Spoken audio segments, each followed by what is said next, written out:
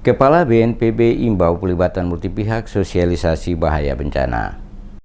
Kepala Badan Nasional Penanggulangan Bencana Letjen TNI Doni Monardo mengatakan perlu pelibatan multipihak dalam pencegahan ancaman bencana di wilayah Maluku. Hal tersebut disampaikan Doni Monardo sebagai pembicara kunci pada rapat koordinasi bencana sekota Ambon bekerjasama dengan Badan Nasional Penanggulangan Bencana digelar di Auditorium Unpati Selasa siang. Mantan Pangdam 16 Patimura itu menjelaskan pentingnya sosialisasi kebencanaan secara masif mengingat Ambon dengan wilayah berundak-undak berpotensi longsor apabila terjadi banjir yang dipicu oleh hujan dengan intensitas tinggi. Menurutnya, bencana tsunami masih dapat diprediksi, namun tidak dengan gempa bumi. Doni mengungkapkan gempa merupakan rahasia alam yang tidak pernah bisa diperkirakan kapan akan terjadi, sekalipun menggunakan alat secanggih apapun. Oleh karena itu, mitigasi bencana adalah langkah konkret yang patut dilakukan pemerintah daerah dalam menindaklanjuti kebijakan pemerintah pusat. Doni mengapresiasi terselenggaranya rakor bencana dengan topik Ketong Jaga Alam, Alam Jaga Ketong adalah langkah terbaik sebagai upaya meningkatkan pemahaman masyarakat akan gempa guna menedakan korban manakala terjadi bencana.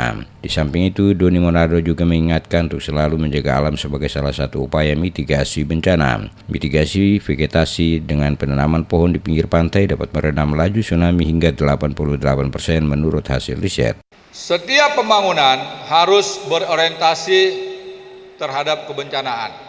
Harus memperhitungkan rencana tata ruang wilayah. Yang kedua, pembangunan harus melibatkan pakar. Jadi jangan sampai membangun tanpa melibatkan pakar. Nah, mudah-mudahan pakar dari Unpati bisa memberikan support kepada pemerintah provinsi dan kota Ambon. Sementara itu, Wali Kota Richard Lohana Pesi dalam kesempatan tersebut memberikan apresiasi dan berterima kasih kepada Letjen Doni Monardo yang bersedia hadir bersama tim di Kota Ambon dalam rangka memberikan penjelasan terkait bencana serta cara menghindarinya. Provinsi Maluku dan Kota Ambon, lanjut Wali Kota, sesuai topologi memang berada pada wilayah rawan gempa, sehingga penjelasan oleh pakar gempa, pakar tsunami, dan kepala BNPB lewat rakor yang dilaksanakan dirasa sangat perlu dalam memberikan pemahaman bagi masyarakat untuk lebih mawas diri ketika terjadi gempa. Lohana Pesi berharap lewat rakor ini semua pemangku kepentingan memahami apa yang harus dilakukan ketika terjadi gempa atau bencana, sekaligus dapat mensosialisasikan informasi yang diperoleh kepada masyarakat luas demi meniadakan korban ketika terjadi bencana ataupun gempa.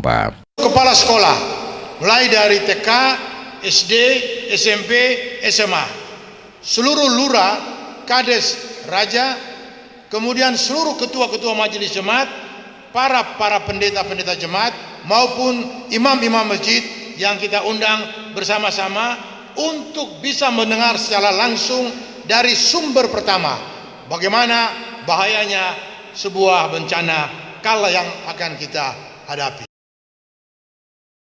Data BNPB mencatat bahwa bencana di Provinsi Maluku dari 2009 hingga 2018 berjumlah 121 kejadian. Akibat bencana tersebut, korban meninggal dunia dan hilang mencapai 124 orang, luka-luka 202 orang, dan mengungsi serta terdampak 39.411 orang. Korban meninggal tersebut didominasi karena peristiwa banjir dan longsor atau kategori bencana hidrometeorologi, sedangkan dampak rumah sejumlah 1.877 rusak berat, 677 rusak sedang, dan 1.481 rusak ringan. Dalam tahun anggaran 2019 ini, BPBD Provinsi Maluku memberikan pendampingan kepada 4 kabupaten kota dalam rangka menjambut Hari Kesiapsiagaan Bencana, yaitu Kabupaten Buru, Kabupaten Seram bagian Barat, Kabupaten Maluku Tengah, dan Kabupaten Maluku Barat Daya dengan total sasaran 1.600 orang dari murid dan komunitas perempuan. Berdasarkan kajian risiko bencana, Provinsi Maluku dapat juga dikatakan sebagai laboratorium bencana karena terdapat 12 jenis ancaman bencana yang berpotensi terjadi di Provinsi Maluku, yakni banjir, banjir bandang, gelombang ekstrim dan abrasi, gempa bumi, kekeringan, epidemi dan wabah penyakit, letusan gunung api, cuaca ekstrim, tanah longsor, tsunami, kebakaran hutan dan lahan, serta kegagalan teknologi.